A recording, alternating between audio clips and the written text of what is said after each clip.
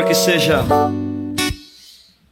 o Teu Espírito Santo que continue dirigindo cada gesto, cada ato, cada fala, tudo que se move neste lugar. Nós, pelo poder que há em nome de Jesus, nós damos a ordem agora às regiões celestiais, que todo espírito contrário, que queira roubar a Tua palavra do coração dos seus amados, dos Teus filhos aqui na terra,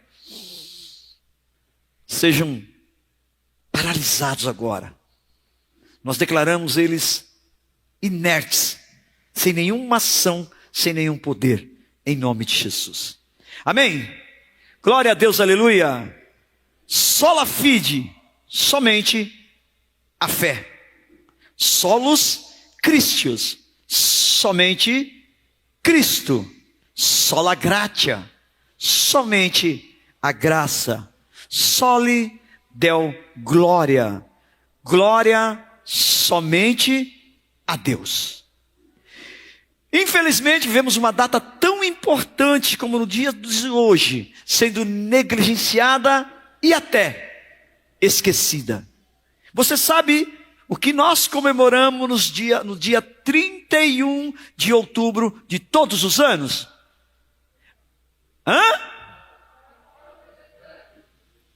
A reforma protestante.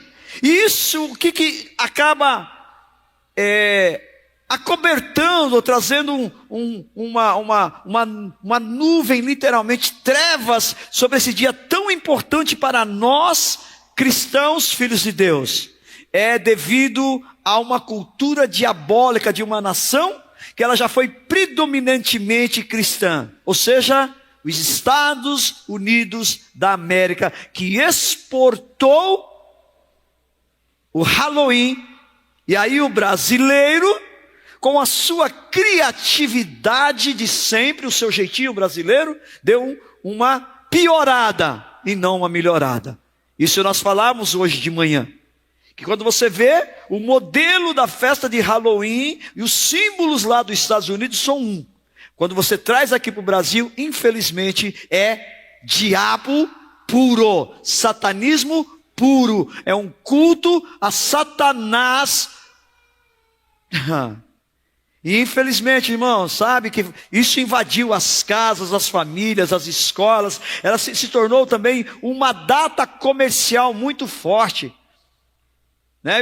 Quando eu estou no carro, eu costumo ouvir muito, a CBN, a Band News, enfim, alguns noticiários, e chamou a atenção uma entrevista que estavam fazendo com um dos comerciantes da 25 de março, que com certeza, pelo seu sotaque, não era brasileiro. E ele dizia que eles viveram tempos de seca nessa pandemia, ou seja, o comércio parado, fechado, poucas vendas. Mas agora com essa maldita anátema festa, era a esperança deles, e isso estava ocorrendo, de uma venda surpreendente, irmãos. E ele, é interessante que, pelo sotaque, ele, como eu já disse, não era brasileiro. Para mim era um árabe e com certeza um muçulmano, mas ele falou não só uma vez, foi isso que me chamou a atenção, 2, 3 vezes. Graças a Deus, graças a Deus, graças a Deus que nós estamos vendendo.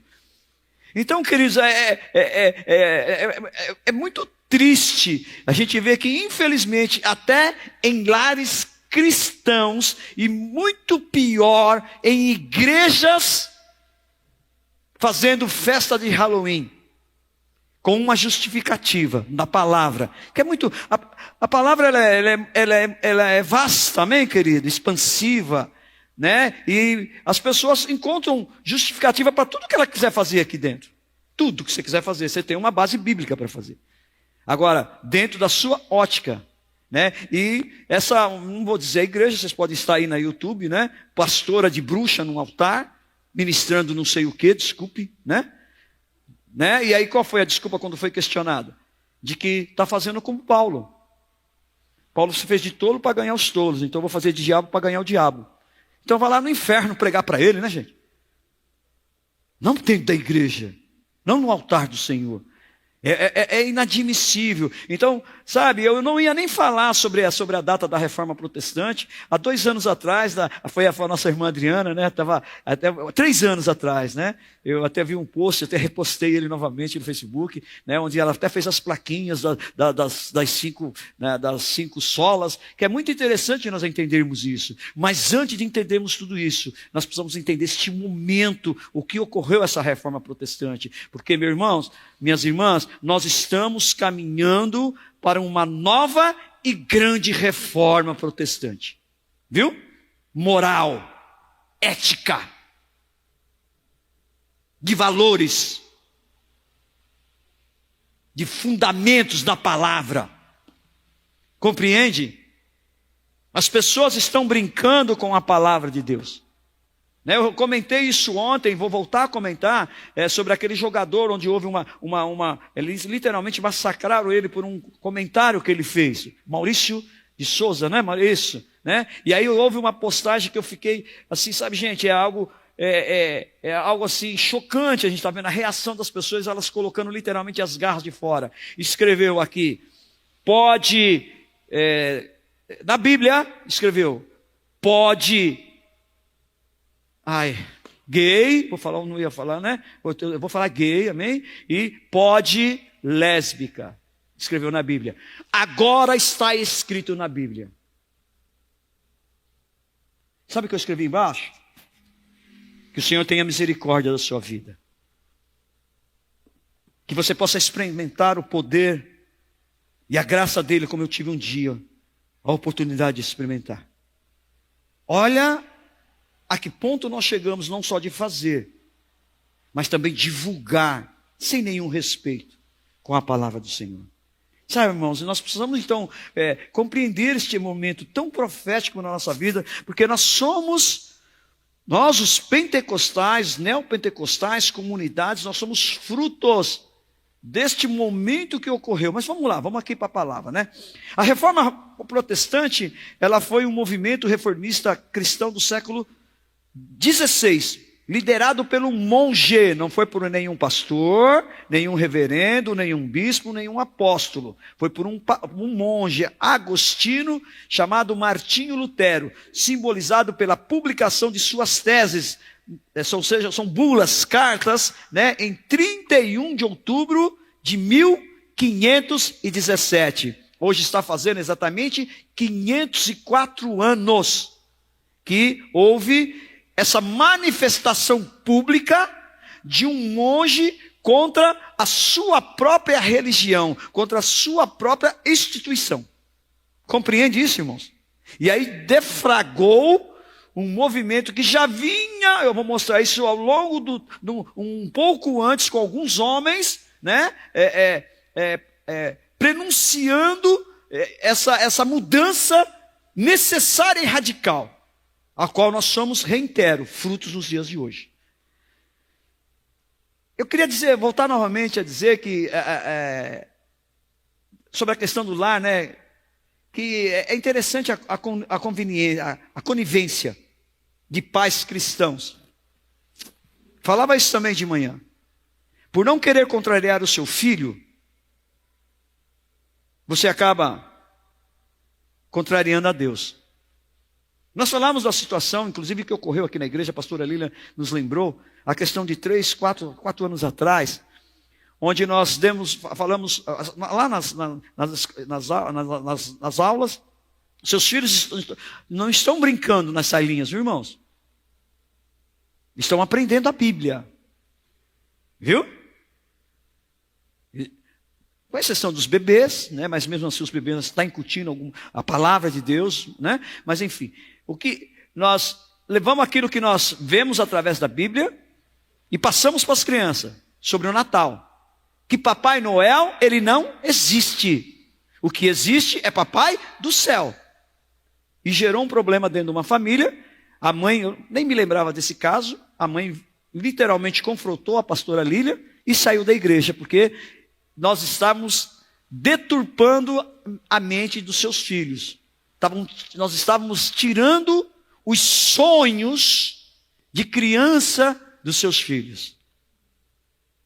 Eu prefiro, irmãos, sabe, que realmente eles percam este engano na vida deles e que eles possam, os nossos filhos, os nossos netos, crescerem na verdade. Porque conhecereis a verdade e a verdade vos libertará. Amém, irmãos?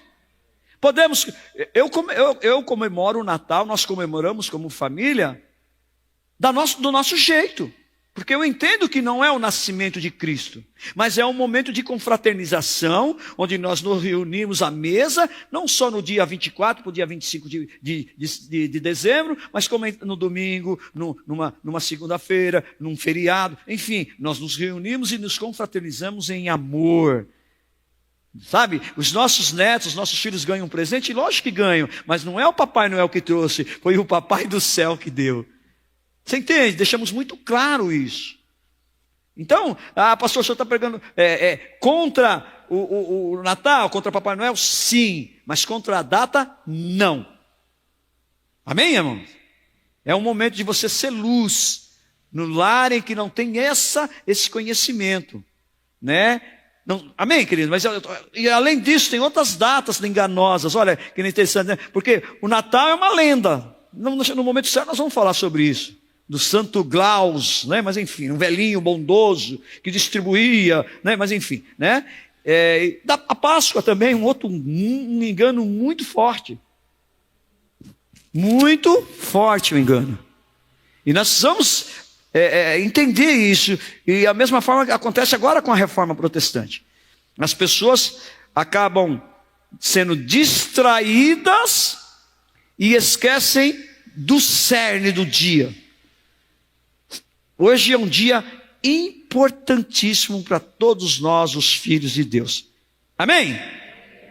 Tendo por ponto de partida as críticas às vendas de indulgências, o movimento de Lutero tornou-se conhecido como um protesto contra os abusos do clero, evoluindo para uma proposta de reforma do catolicismo romano a partir da mudança em diversos pontos da doutrina da Igreja Católica Apostólica Romana, com base no que Lutero entendia como um retorno, olha que interessante, às Escrituras Sagradas. É muito interessante que o que despertou em Martinho Lutero em 1517, não vou falar o nome, mas a gente vê agora alguns padres também questionando algumas coisas. Não sei se vocês já ouviram. Não é Maria não, viu? Não sei se já ouviram. Um famoso padre falou, não é Maria não, viu? Está sofrendo uma retaliação muito grande também dentro da sua denominação. Porque ele está conhecendo... Gente, não tem como. Conheceu a verdade, né, Ribamar? O que ela faz? O que ela fez com nós? Está nos libertando, né? Instantaneamente, num primeiro momento. E aí, todos os dias em que nós negamos a nós mesmos, tomamos a nossa cruz diariamente e seguimos a Jesus Cristo. Compreende? Esse processo de renúncia, de negar a nós mesmos, nos leva a uma proximidade. Quando você segue, você alcança. Quando você busca, você encontra. Buscar-me-eis e me achareis. Quando me buscardes de todo o vosso coração. Lutero foi apoiado por vários religiosos e governantes europeus, provocando uma revolução religiosa iniciada na Alemanha, estendendo-se pela Suíça, França, Países Baixos, Reino Unido, Escandinávia e algumas partes do leste europeu, principalmente os países bálticos e a Hungria. A resposta da Igreja Católica foi o movimento conhecido como Contra-Reforma ou Reforma Católica, iniciada no Concílio de Trento, realizado em 13 de dezembro de 1545, e também em 4 de dezembro de 1563. Foi o 19º Concílio Ecumênico da Igreja Católica Apostólica Romana. O resultado da Reforma Protestante foi a divisão da chamada Igreja do Ocidente entre os católicos romanos e os reformados ou protestantes, originando o protestantismo. O protestantismo é uma vertente do cristianismo que tem início do século XVI com um monge agostino católico alemão Martinho Lutero, e a religião protestante recebe este nome porque teve origem nos protestos às atitudes da Igreja Católica. O termo protestante não foi inicialmente aplicado aos reformadores, mas foi usado posteriormente para descrever todos os grupos que protestavam contra a Igreja Católica. Desde aquele tempo, o tema protestante tem sido usado com diversos sentidos, muitas vezes como um termo geral para significar apenas os cristãos que não pertencem à Igreja Católica, ortodoxa ou a ortodoxa oriental. As diferenças entre a doutrina católica e a doutrina da maioria dos grupos protestantes é grande. Vamos mostrar? Os protestantes no Brasil e no mundo foram os holandeses que em 1624 trouxeram a religião para o nosso país, fundando igrejas no Nordeste. Mas foi somente por volta de 1824 que a religião começou a se propagar no Brasil. A nossa situação, amém, irmãos? Com a vinda da família real para o Brasil e com a abertura dos postos às nações amigas, os ingleses e os alemães trouxeram, respectivamente, a igreja anglicana e a luterana. E mais tarde, outras igrejas foram sendo trazidas. O número de fiéis protestantes tem crescido substancialmente no Brasil. As estimativas mostram uma tendência para que o protestantismo alcance e passe o número de fiéis católicos, que atualmente é a principal religião do nosso país. Segundo o IBGE, nós estamos chegando aí a 40% já da nação brasileira. Amém? Que infelizmente o IBGE também mostra que desses 40% de cristãos, nós temos 15% desviados. Então, se você fizer uma conta, 40%, mas 15% ficou, então nós estamos aí em torno, ativos em torno de 40% menos 15%, 25% de cristãos ativos. Amém, queridos? Então, essa estatística de crescimento, infelizmente, ela contrapõe com essa saída, né? Porque a porta da igreja ela é larga, e a porta do fundo ela é mais larga ainda. Aliás, o fundo não tem porta. Na medida em que entra, é uma medida assustadora que sai. E infelizmente o IBGE mostra também que desses 15%, uma grande parte está nas prisões. Os presos, a maioria dos presos são todos ex-filhos de Deus. Infelizmente, isso é uma estatística. Amém? Vamos lá. O protestantismo tem muitas ramificações. Há protestantes, presbiterianos, luteranos, adventistas, batistas, metodistas, entre outros. Com a reforma protestante, o protestantismo começou a ganhar adeptos na Europa e especialmente na Alemanha. Hoje, os Estados Unidos é o país com o maior número de fiéis protestantes no mundo. Hoje, há controvérsia já em relação a esses dados, mas vamos deixar da forma que está ainda na pesquisa. Amém, queridos? Um dos pontos de destaque da reforma é o fato de ela ter possibilitado um maior acesso à Bíblia, graças às traduções feitas por vários reformadores, entre eles o próprio Lutero, que traduziu para o alemão, a partir do latim, para as línguas nacionais. Tal liberdade fez com que fossem criados diversos grupos independentes, conhecidos como denominações.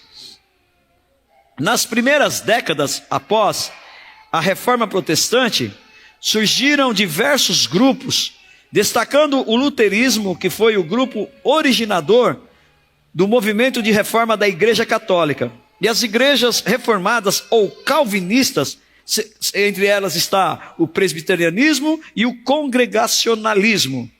Nos séculos seguintes surgiram outras denominações com destaques para os batistas e os metodistas. Começa com a reforma protestante, que gera o protestantismo, o pentecostalismo, de 1901 a 1906, onde redunda na famosa, e creio que todos conhecem, na Rua Azusa. Todos conhecem? Tem um livro sensacional, gente. Eu sempre vou. Frank Blattman, ele traz o histórico do momento que acontece na Rua Azusa. Amém? Os neopentecostais, comunidades, etc., os desengrejados. E olha, gente, o pior nos dias de hoje são aqueles ministérios próprios. Eles são os mais perigosos atualmente. Viu? O meu ministério. O meu ministério é muito perigoso. Os desengrejados, então, ainda mais com essa pandemia. Oportunidade ímpar. Concordam, gente? Cadê uma cadeira? Não tem aqui, mas fica sem cadeira. Você senta num sofá, com controle na mão, com uma televisão na sua frente, gente. Não precisa dar dízimo, não precisa dar satisfação para ninguém. No conforto do seu lar. Você ouve o que você quer. Esse é o movimento dos desengrejados. Sabe para onde? Quando chegar o momento de Jesus voltar, sabe para onde que eles vão? Para onde eles estão? Acho muito interessante, já falei isso, vou falar novamente. O pastor, Jesus, Cirilo, ele tem uma ministração que ele fala sobre arma de defesa e arma de ataque. E aí ele fala num momento sobre os observadores.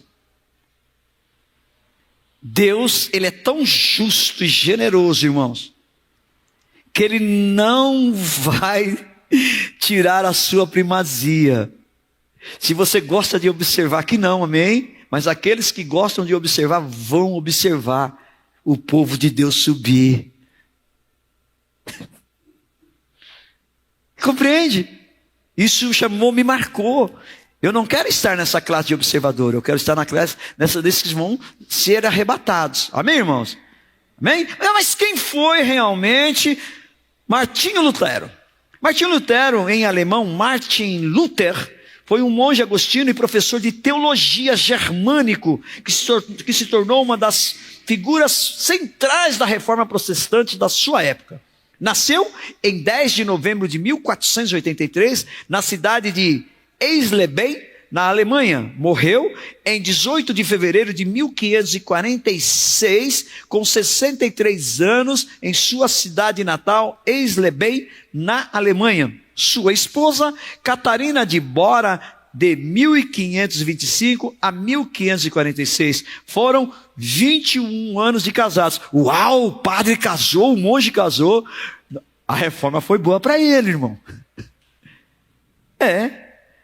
Não vamos entrar no mérito disso, mas se tem algo que, um dos pontos controversos da Igreja Católica é justamente o celibato. O fundamento da Igreja Católica Apostólica Romana, qual é, queridos? É Pedro. E a palavra nos mostra que Jesus curou quem, irmãos?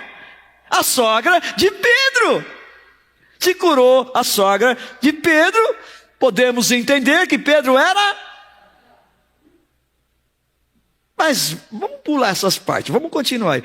Nossa, eu imagino os comentários que depois eu vou receber, mas glória a Deus, aleluia, estamos prontos para isso. Preparados na palavra, para mostrar na palavra esses enganos que são, né? Então os filhos de Martinho Lutero foi Margareta Lutero, Madalena Lutero, não, acho que é Margarete Lutero, faltou o R aqui. Magdalena Lutero, Hans Lutero, Paul Lutero, Elizabeth Lutero e Martinho Lutero. Ele teve 3 filhos e 3 filhas. Sua conversão. Vivia um sonho e projetos de seu pai na faculdade, na sua formação acadêmica. Mas tudo mudou após uma grande tempestade com descargas elétricas ocorrida naquele mesmo ano, em 1505. Um raio caiu próximo de onde ele estava passando, ao voltar de uma visita à casa dos seus pais. Aterrorizado, teria então gritado, ajuda-me, Santa Ana, eu me tornarei um monge. Olha, gente, o que não faz o medo, né? Você dá uma martelada no dedo, o que você faz? Você não solta um palavrão, né? Você fala, misericórdia, Senhor, né? Você dá graças a Deus, não é, irmão? Não é, irmão? Mas vamos lá. Olha o que o medo faz, né? E tendo sobrevivido, obviamente, aos raios, ele deixou a faculdade, vendeu os seus livros, com exceção dos de Virgílio, e entrou para a ordem dos agostinianos em Frankfurt, na Alemanha, a 17 de julho de 1505. O jovem Martinho Lutero dedicou-se por completo à vida do mosteiro, empenhando-se em realizar boas obras, a fim de agradar a Deus e servir ao próximo através de orações por suas almas. Dedicou-se intensamente à meditação, às autoflagelações, às muitas horas de orações diárias, às peregrinações e à confissão. Quanto mais olha, presta atenção nisso aqui, irmão. Quanto mais tentava ser agradável ao Senhor, mais se dava conta dos seus pecados, e não do pecado dos outros. Em 19 de outubro de 1512, Martinho Lutero graduou-se doutor em teologia, e em 21 de outubro do mesmo ano, foi recebido no Senado da Faculdade Teológica com o título de doutor em Bíblia. Em 1515, foi nomeado vigário, ou seja, padre de sua ordem agostina, tendo sob a sua autoridade 11 monastérios. Levantou-se veementemente contra diversos dogmas do catolicismo romano, contestando sobretudo a doutrina de que o perdão de Deus poderia ser adquirido pelo comércio de indulgências. As indulgências consistiam na remissão completa dos pecados cometidos por um indivíduo por meio do pagamento monetário, teoricamente calculado com base na posição social e cada pecado que deveria ser perdoado. Essa discordância inicial resultou na publicação de suas famosas 95 teses, bulas, já citadas, em 1517, em um contexto de conflito aberto contra o vendedor de indulgências chamado John Tetzel. Sua recusa em retratar-se de seus escritos, a pedido do Papa Leão X, em 1520, e do imperador Carlos V, na Dieta de Worms, em 1521, resultou em sua excomunhão, ou seja, ele foi expulso da Igreja Católica Apostólica Romana, e em sua condenação como um fora da lei pelo imperador do Sacro Império Romano Germânico. Só a título de informação. A pré-reforma foi um período anterior à reforma protestante, no qual se iniciaram as bases teológicas que posteriormente resultaram na reforma iniciada por Martinho Lutero. Sua origem é em uma denominação cristã do século XII, conhecida como valdenses, seguidores de Pedro Valdo, um comerciante de Lyon, na atual França, que se converteu ao cristianismo por volta de 1174. No século XIV, o inglês John Wycliffe, considerado como precursor da reforma protestante, levantou questões diversas sobre as controvérsias que envolviam o cristianismo, mais precisamente a Igreja Católica Apostólica Romana. Mais tarde, surgiu outra figura importante desse período, John Hus. Esse pensador tcheco iniciou um movimento religioso baseado nas ideias de John Wycliffe. Seus seguidores ficaram conhecidos como hussitas. Houve razões políticas na reforma. A reforma protestante iniciada por Martinho Lutero, embora tenha sido motivado primeiramente por razões religiosas, também foi impulsionada por razões políticas e sociais. Martinho Lutero, ele era, como já falamos e reiteramos, era um padre, era um monge, e nunca se converteu. Ele nunca foi um pastor. A sua luta, a sua batalha, a sua indignação e o seu posicionamento foi dentro da Igreja Católica Apostólica Romana para uma mudança interna, que nós acabamos de relatar, que infelizmente não foi, ele não alcançou êxito dentro da sua denominação. Tanto é que ele foi execrado, ele foi expulso, ele foi excomungado. Olha que coisa, mas vamos pular, né? Aí sim, vamos falar brevemente sobre as 5 solas. 5 solas são frases latinas que definem princípios fundamentais da igreja perdão, de novo. 5 solas são frases latinas que definem princípios fundamentais. Ué?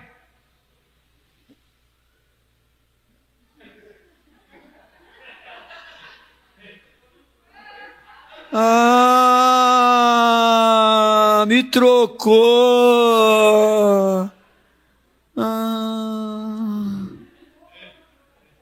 Hã? Eu ia já falar.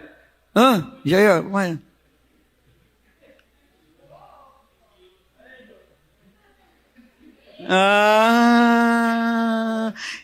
Gente, olha que interessante.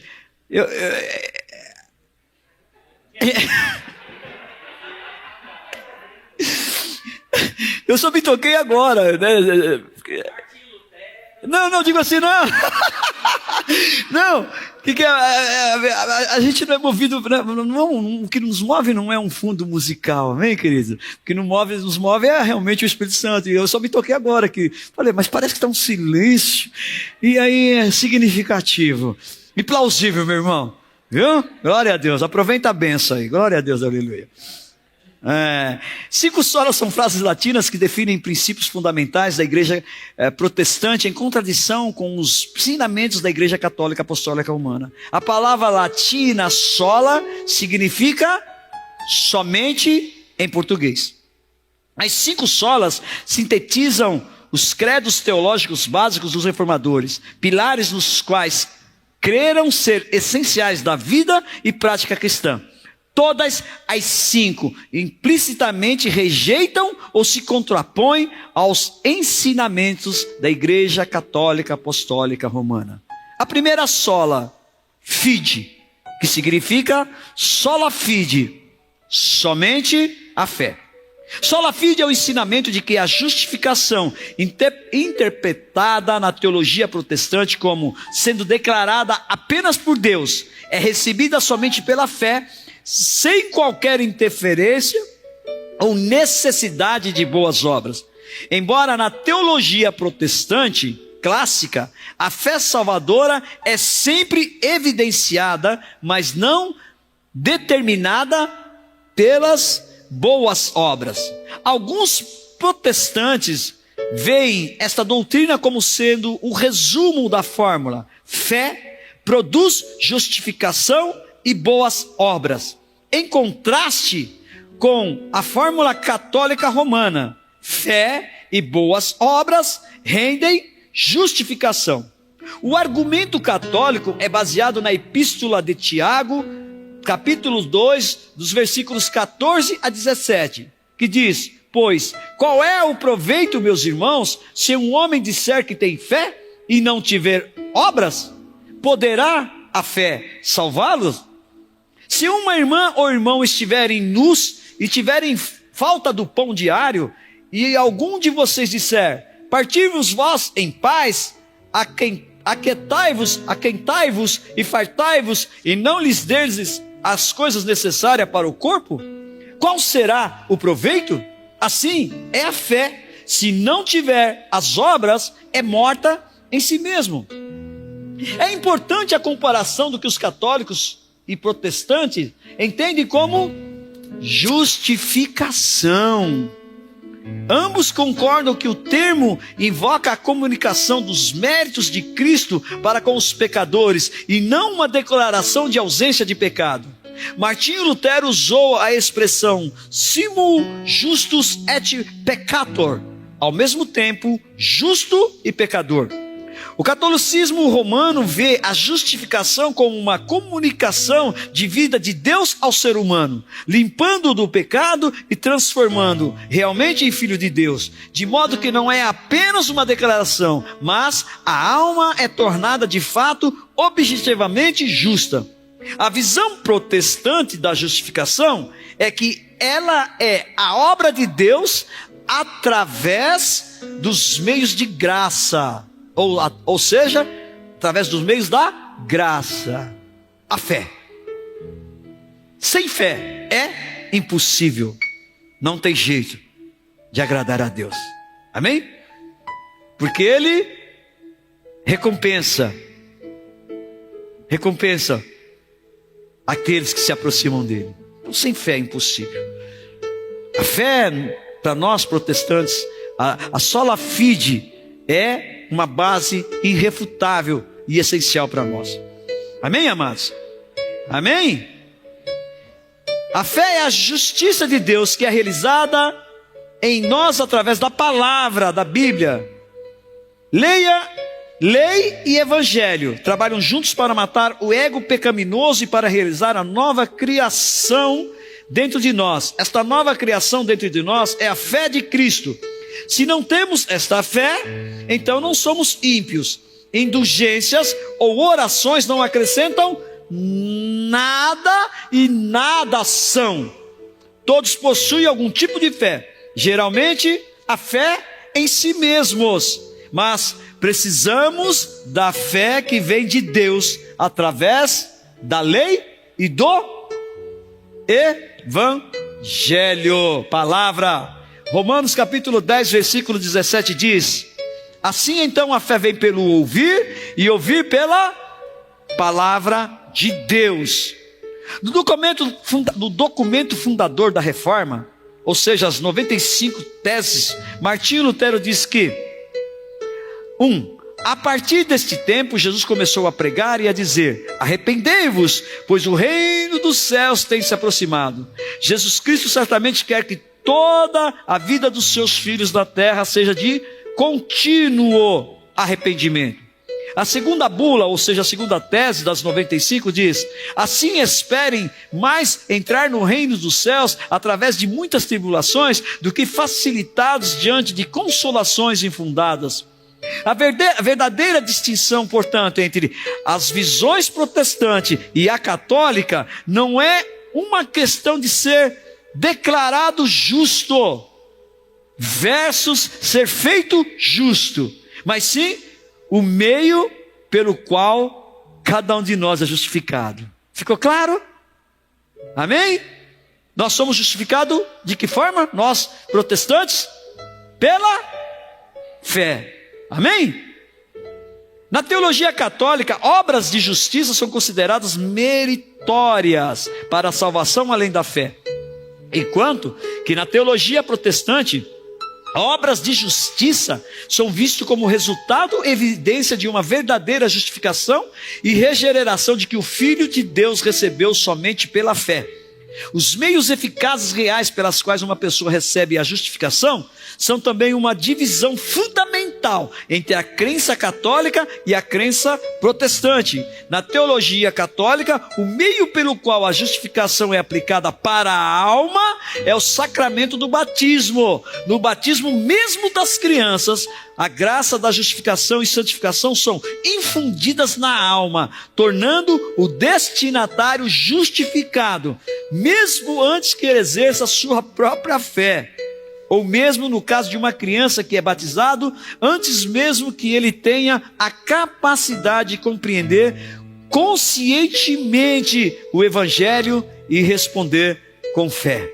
Na teologia católica, a fé não é um pré-requisito para a justificação. Para os católicos, a função do batismo é ex opere operato, ou por obra do ato. Portanto, é ato eficaz e suficiente para trazer justificação. Na teologia protestante, no entanto, é absolutamente necessário a fé do indivíduo, e é por si mesmo a resposta eficiente do indivíduo para os efeitos da justificação. A sola fide é às vezes chamada de princípio formal e material da teologia da reforma, porque era a questão doutrinal central para a doutrina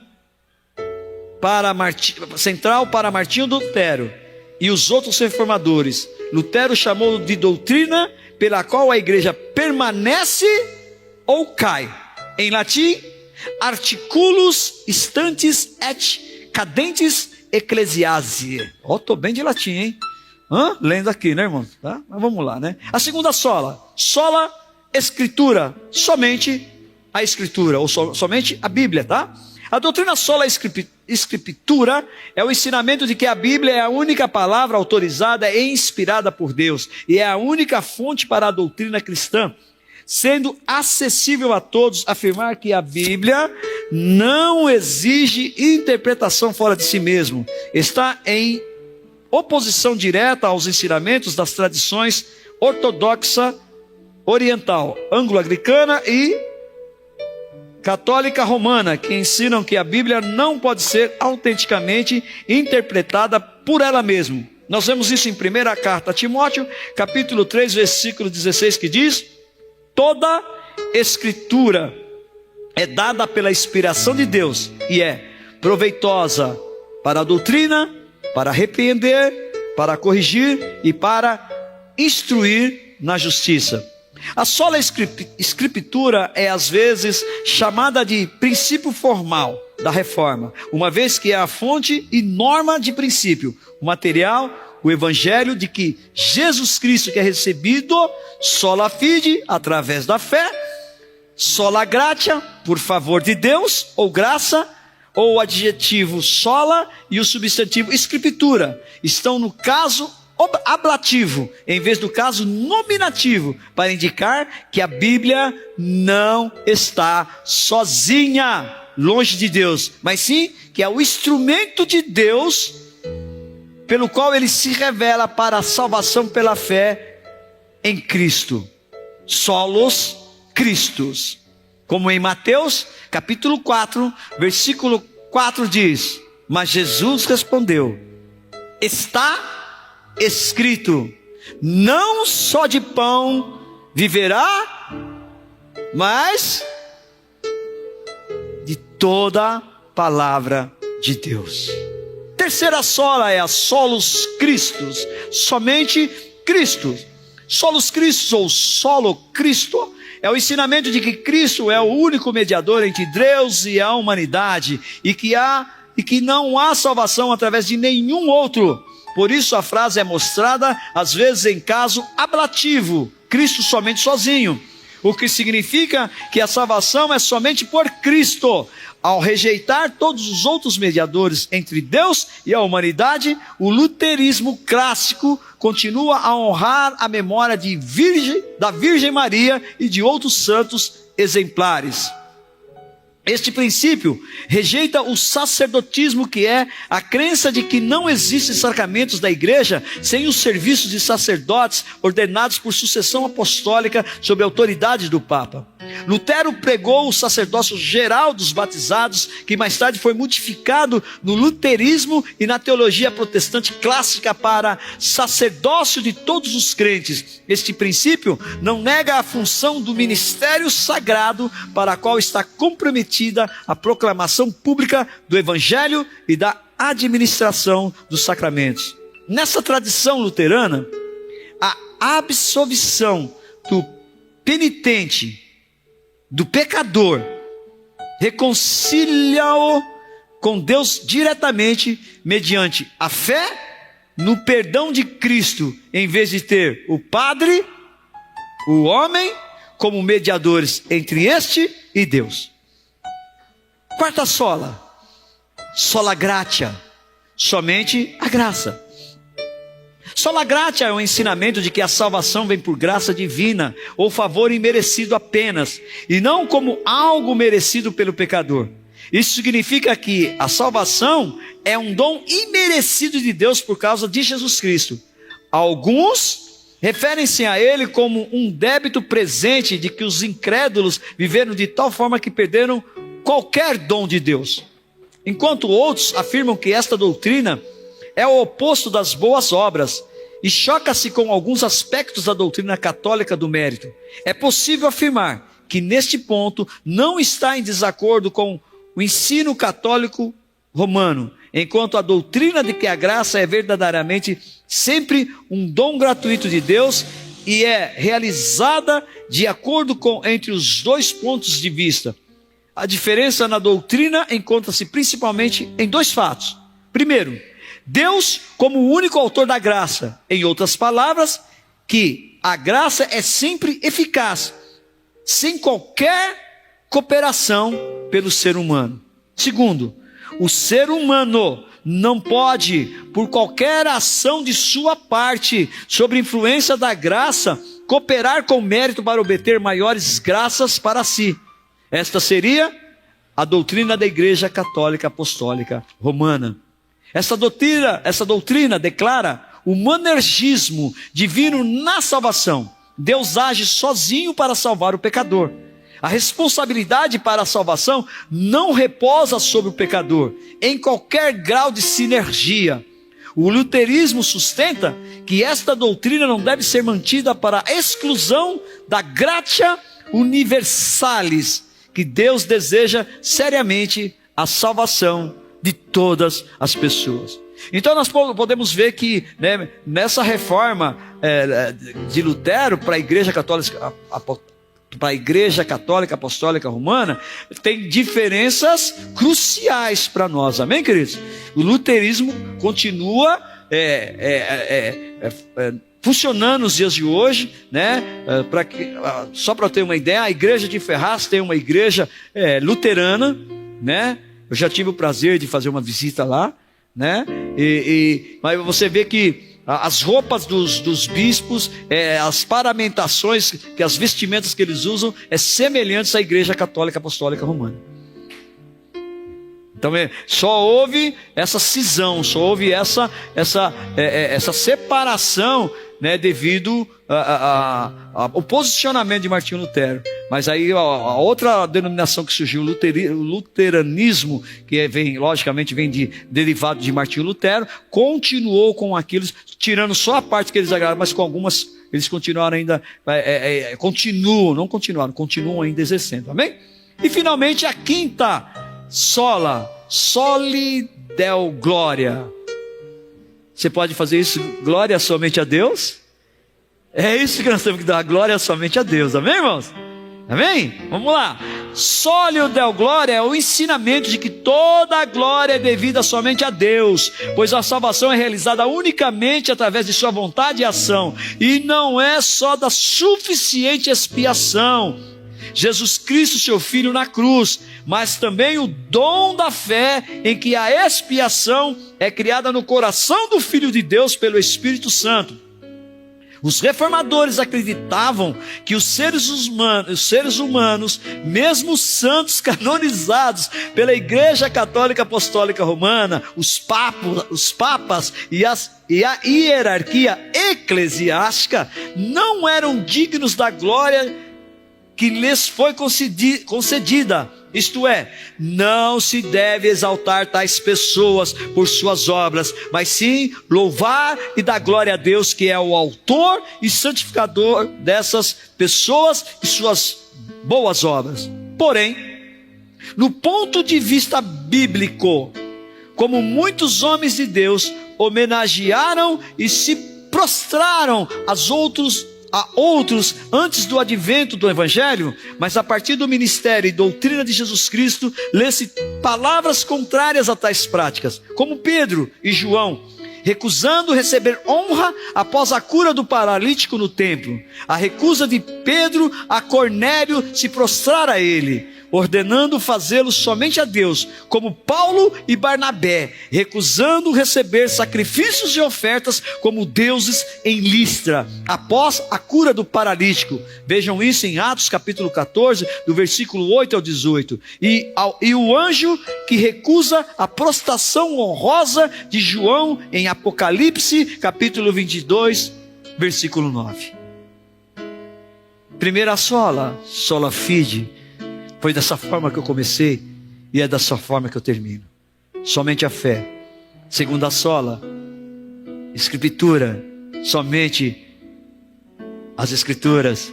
Solos Christus, somente Cristo. Sola gratia, somente a graça. Soli Deo glória, glória somente Deus. Fé, mais escritura, mais Cristo, mais graça, mais Deus.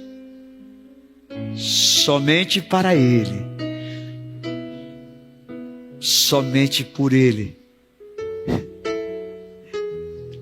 tudo é dele. Amém, irmãos? Amém?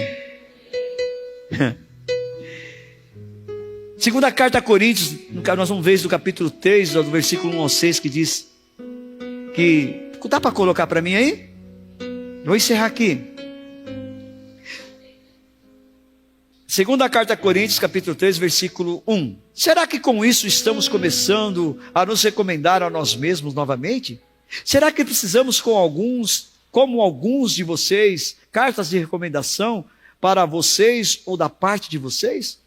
Vocês são a nossa carta escrita em nosso coração, conhecida e lida por todos. Vocês demonstram que são uma carta de Cristo, resultado do nosso ministério, escrito não com tinta, mas com o Espírito de Deus vivo, não em tábuas de pedra, mas em tábuas de corações humanos. Tal é a confiança que temos diante de Deus por meio de Cristo. Não que possamos reivindicar qualquer coisa com base em nossos próprios méritos, mas a nossa capacidade, ela vem de Deus. Atenção, irmão. Ele nos capacitou para sermos ministros de uma nova aliança. Não da letra, mas do Espírito. Pois a letra, deixa aí, irmão. Pois a letra mata. E o Espírito vivifica. Não sei qual é a experiência que cada um de vocês, eu creio que cada um de vocês tem uma experiência na leitura, na meditação e na confissão da palavra. Eu já li algumas vezes a Bíblia e tenho buscado ler um pouco mais. Mas é muito interessante como a cada leitura, as revelações literalmente saltam. Recentemente eu ministrei sobre, foi domingo passado, domingo retrasado, sobre sobre os irmãos primogênitos. Até conversávamos, né, Eliane, sobre isso. E assim, eu já preguei sobre o filho pródigo tantas e tantas. O filho pródigo era uma ministração que me acompanhou praticamente 10 anos da minha vida. De 1995, após eu sofrer um acidente, onde eu fiquei um ano, o meu segundo acidente, né? O meu primeiro acidente foi em 1990, onde eu fiquei 1 ano e 8 meses em cima de uma cama, né? E aí levantei de lá, e aí daí 4 meses eu vim para Jesus, né? E isso foi em 92. Quando foi em 95, novamente nós sofremos mais um acidente de carro, eu, minha esposa e meus 2 filhos, e aí eu fiquei mais 1 ano e 2 meses em cima de uma cama. E nesse 1 ano e 2 meses que eu fiquei em cima da cama, eu li o livro só de Jó, eu li 50 vezes, porque eu queria entender. Porque eu servia ao Senhor, eu era um servo do Senhor, por que eu não tinha sido guardado? E a minha pergunta inicial era, por quê? E no final eu entendi o para quê. Foi quando eu saí, pela primeira vez, da porta da minha casa, de muleta, para pregar o Evangelho, para fazer um programa de rádio, junto com a nossa irmã Adriana. Não foi? De muleta, lembra-se? Subia, a nossa família mora até hoje, está, né, lá ali na Vila Monteiro. Eu saí da Vila Monteiro e vim nessa rua aqui de trás, né? Que era na outra, que era a rádio. Foi a primeira vez que eu vim. E a partir dali, né, não parei mais para a honra e glória do Senhor Jesus. De fazer aquilo ao qual o Senhor tem nos capacitado a fazer, o Senhor tem nos chamado para fazer. Sabe? E as experiências que nós tivemos só ali na rádio, né, irmã? Eu me lembro, estou me lembrando agora. Aquele jovem que pediu uma Bíblia, ouviu um guarda noturno, que costumava ouvir, olha que Espírito Santo vai lembrando. Isso é para edificar a nossa fé. Não é, irmã Adriana? Não é, edificar a nossa fé. Ele disse que ele estava sintonizando, o rádio dele deu chiado de sintonizar. Quando ele sintonizou, na rádio ouviu a nossa voz e travou ele. Ele não conseguiu mais tirar da rádio. E aí era todo dia ele ficava ouvindo. Aí, né, para honra e glória do Senhor Jesus, entregou a vida para Jesus. Nós semeamos uma Bíblia, né? Ele foi lá na rádio nos visitar, semeou uma Bíblia na vida dele. Então são frutos. E é isso que nós precisamos estar sempre, sabe, queridos, preparados para fazer, né? Que é isso que Deus chama a cada um de nós. E eu louvo a Deus por isso, por Ele permitir estarmos aqui nesta noite. Amém? Amém? Feche seus olhos brevemente. Eu preciso...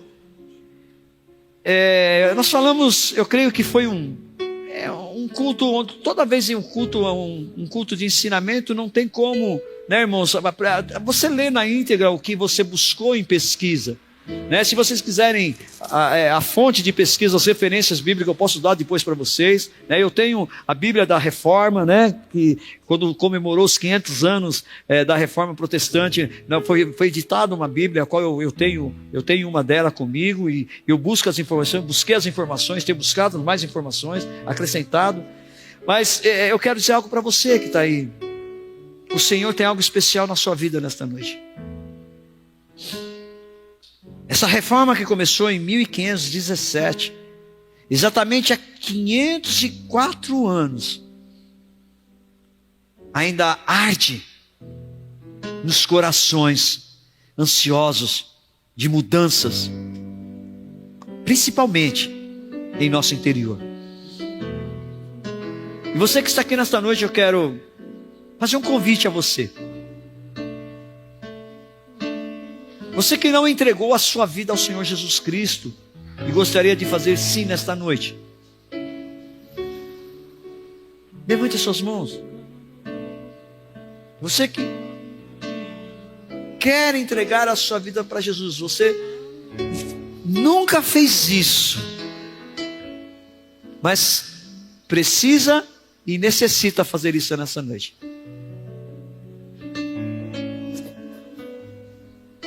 Faça isso. Tem alguém que gostaria de dizer sim, eu quero. Eu quero entregar a minha vida a Jesus Cristo. Você já entregou a sua vida a Jesus Cristo num certo momento. Você caminhou por essas 5 solas. Somente a fé, somente a palavra, somente a graça, somente Jesus Cristo, deu toda a glória a Deus, mas houve um momento em que o mundo o tirou da sua presença. Mas nessa noite você precisa voltar à presença do Senhor. Tem alguém que gostaria de dizer sim, eu quero. Eu preciso me reconciliar com o Senhor nesta noite. Eu quero novamente dar um passo de fé e dizer: Jesus, eis-me aqui. Eis-me aqui. Tem alguém? Tem alguém? Dê uma cena com a sua mão, eu quero orar por você. Eu quero orar por você. Você está aqui. Ontem nós tivemos 2 vidas que se reconciliaram, entregaram a vida para Jesus.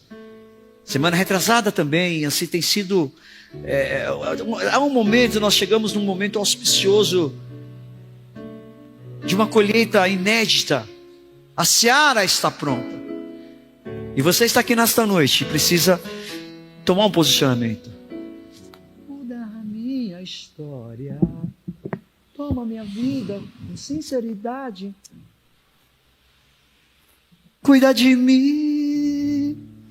É isso que Ele quer fazer com você. Tem alguém? Você sabe que você precisa nesta noite refazer a sua aliança com Ele. Aleluias, aleluias. A primeira pessoa. Aleluias. Há tempo de posicionamento, irmãos. Há tempo de posicionamento. Nós acabamos nos perdendo em algumas coisas e o Senhor nos traz novamente à sua casa.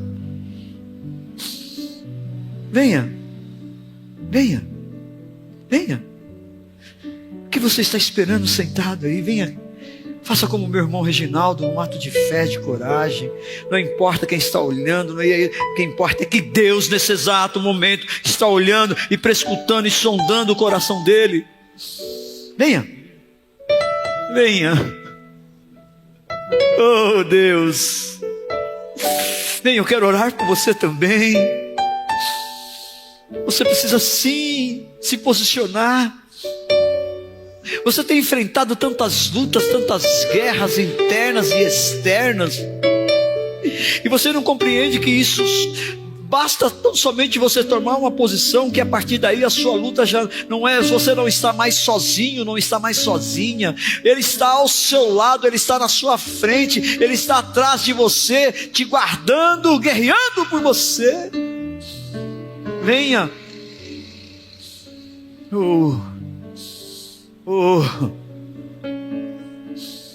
Venha. Venha. Aleluias. Pergunto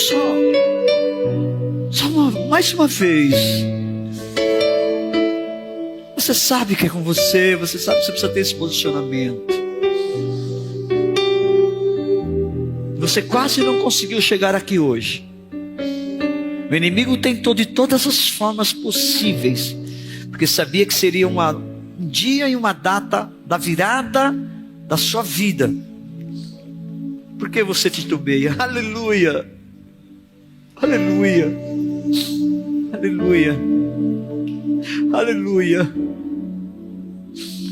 aleluia, Jesus.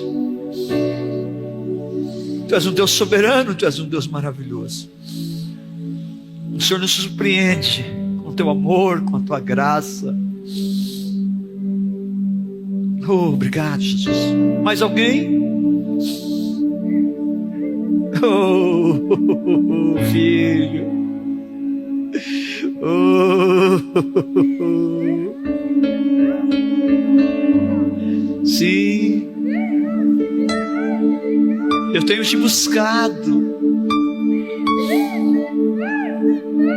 Eu tenho falado contigo.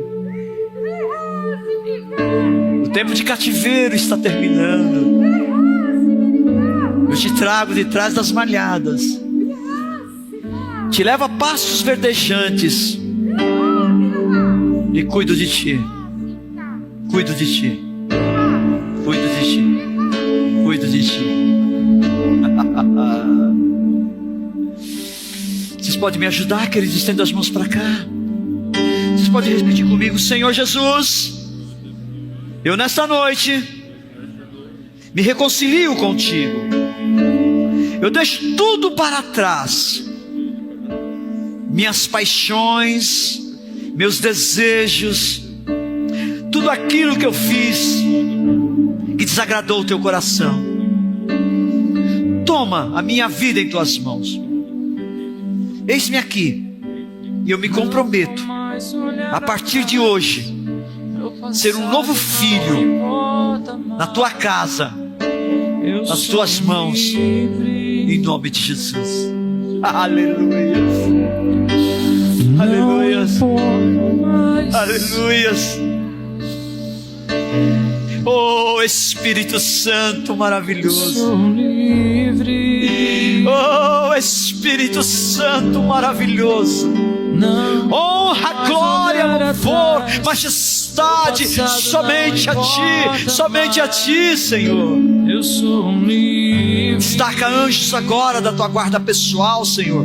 Anjos guerreiros, anjos valentes, com espadas de fogo desembainhadas, que sejam postados à direita, à esquerda, atrás e na frente de cada um dos teus filhos, Paizinho. E quando eles sim, Senhor, colocarem os seus pés aqui fora da tua casa, Senhor, a caminho do seu lar, a caminho novamente da sua realidade, Senhor, eles possam ter uma absoluta certeza pela fé, e só, oh Senhor, só pela fé, sim, Deus, que algo mudou, eles já não estão mais sozinhos, porque o Senhor está com ele, o Senhor está com eles. Sim, Deus, obrigado, Pai. Te louvamos, te agradecemos e te engrandecemos. Em nome do Pai, em nome do Filho e em nome do Espírito Santo de Deus. Aleluias. Glória a Deus. Seja bem-vindo, meu irmão. Vale a pena. Vale a pena.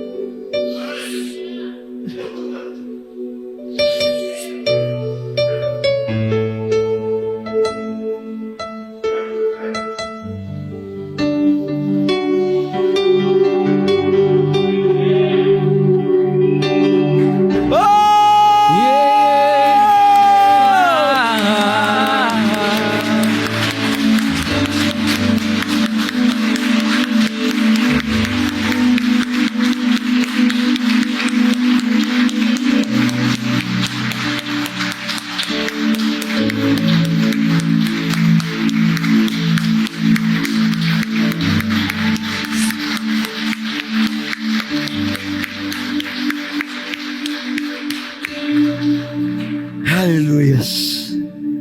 Glória a Deus. Amém, irmãos? Ai, que bom demais, né, gente? Vamos ficar em pé, vamos? Agora assim, ó, saindo do Espírito, indo para a carne assim, rapidamente. Dá uma olhadinha para ali, irmão. Dá uma olhadinha ali, ó. Ó, um banquete.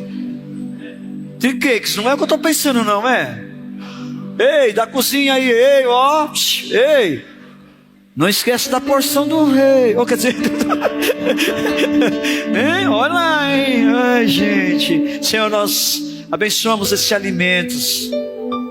Sabemos e oramos hoje de manhã que as mãos que fizeram, que manusearam, são mãos abençoadas dos teus filhos. Mas a origem nós desconhecemos. Então, pelo poder que há em nome de Jesus, nós declaramos esses alimentos purificados e consagrados em nome de Jesus. Amém, queridos? Que o Senhor te abençoe e te guarde. Que o Senhor faça resplandecer o seu rosto sobre ti e tenha misericórdia de ti. Que o Senhor levante o seu rosto sobre ti e te dê a paz. Deus abençoe, meus irmãos.